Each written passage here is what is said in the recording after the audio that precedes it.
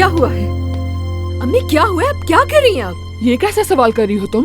पहले पूरी बात सुनो। मैं जब कमरे में गई तो वो कुछ डब्बे से निकाल रही थी। मैंने इसे रंगे हाथों पकड़ा है।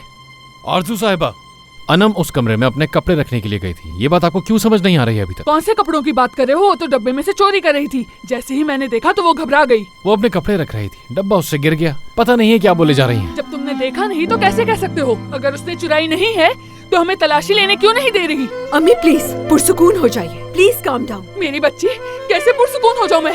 क्यों पुरसुकून हूँ मैं तुमसे कह रही हूँ कि मैंने उसे चोरी करते हुए देखा है और तुम हो के?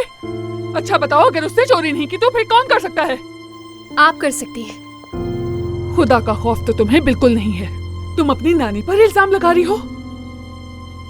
क्या आप पर बहुत ज्यादा उधार नहीं है? क्या आपको मुसलसल कॉल्स नहीं आ रही है?